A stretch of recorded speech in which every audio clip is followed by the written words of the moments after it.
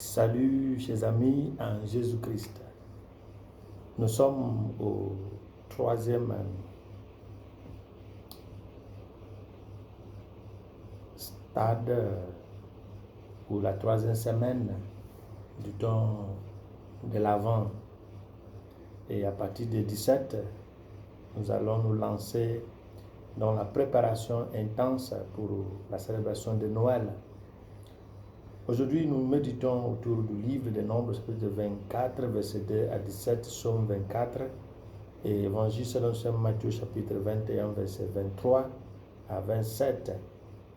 Et nous avons comme thème l'authentique et au-dessus des preuves.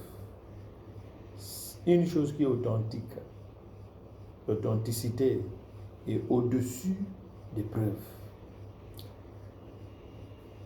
L'Évangile nous dit, Jésus était entré dans le temple et pendant qu'il enseignait, les chefs des prêtres et les anciens du peuple l'abordèrent pour lui demander « Par quelle autorité fais-tu cela et qui t'a donné cette autorité ?»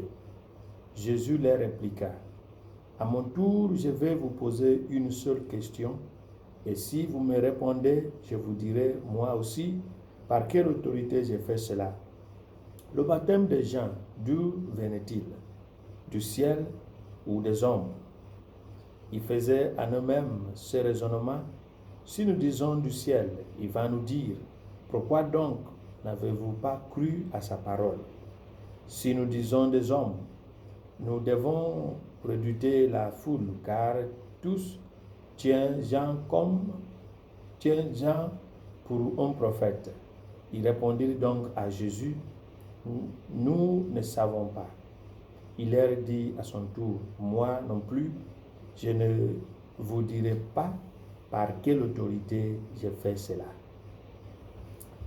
Bien avant le ministère prophétique d'Isaïe, le prophète de l'incarnation, qui est appelé à la prophétie, son ministère vers 740 avant Jésus-Christ. Et bien avant cette période d'Isaïe, un prophète païen, Balaam, avait prophétisé sur un heureux qui sortira de la descendance de Jacob. La prophétie de Balaam a eu lieu au désert lorsqu'Israël traversait la Transjordanie aux rizières du pays de Moab. Si vous considérez Nombre chapitre 21, chapitre 22, chapitre 23, chapitre 24, cela est clair. Et Moab était un des 3 sites historiques enregistrés dans le livre des Nombres. Contraire à l'accent mis sur l'authenticité de ce heureux de la famille de Jacob, qui est Jésus-Christ. Dans l'Évangile, nous retrouvons ses propres compatriotes, ses propres frères, se dressant contre lui. Les chefs des prêtres, les anciens du peuple abordèrent Jésus pour lui demander « Par quelle autorité fais-tu cela et qui t'a donné cette autorité ?» Nous pouvons demander pourquoi Israël, représenté par ces autorités hiérarchiques et politiques, n'ont pas pu valider ce qui a été présenté, pressenti, prophétisé, validé bien avant la possession de la terre promise par un prophète païen. Bien-aimé en Jésus-Christ, par la lecture de la première lecture, en lien avec l'Évangile, j'ai remarqué une seule différence. Pourquoi? Ce qui a été validé par un païen n'était pas validé par les compatriotes de Jésus. La réponse se trouve dans une phrase de la première lecture. Nous allons la découvrir. En parlant de Balaam qui a été contracté par Balak, le roi de Moab, pour maudire Israël, l'Écriture dit ceci. L'Esprit de Dieu vint sur lui et il prononça ces paraboles ou ces paroles prophétiques. Oracle de Balaam, fils de Boa, oracle de l'homme au regard pénétrant, oracle de celui qui entend les paroles de Dieu.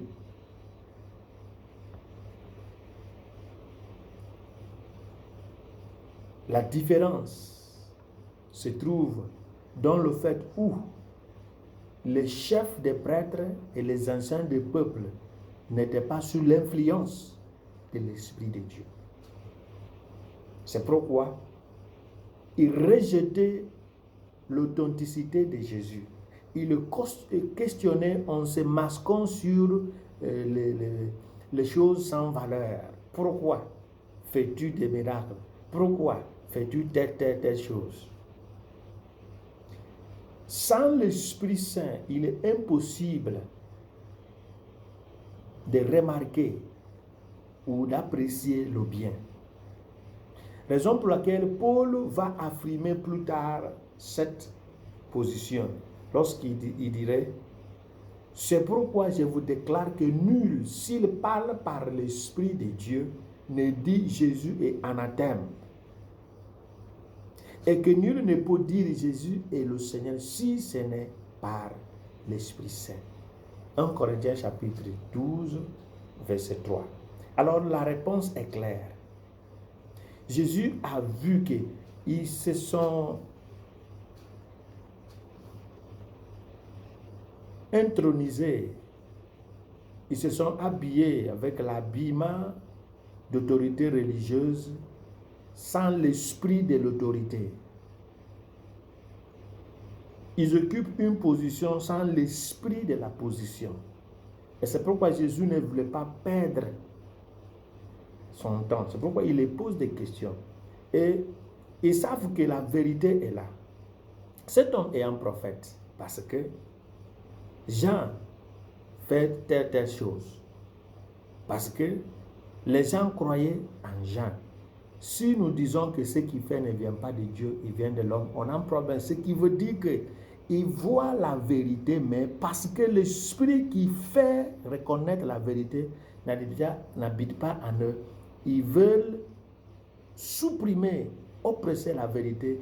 Et Jésus, qui n'avait pas assez de temps pour perdre dans la futilité, leur a dit: tant que vous ne me direz pas, donnerez pas la réponse à ma question, moi non plus, je n'ai rien à vous dire. Si nous voulons remarquer, prononcer, apprécier la vérité, le bien qui se trouve dans la vie d'autrui, il faut que l'Esprit de Dieu habite en nous. Que cet Esprit qui vient fasse taire la jalousie et la destruction. Et que Dieu nous bénisse. Au nom du Père et du Fils et du Saint-Esprit. Amen.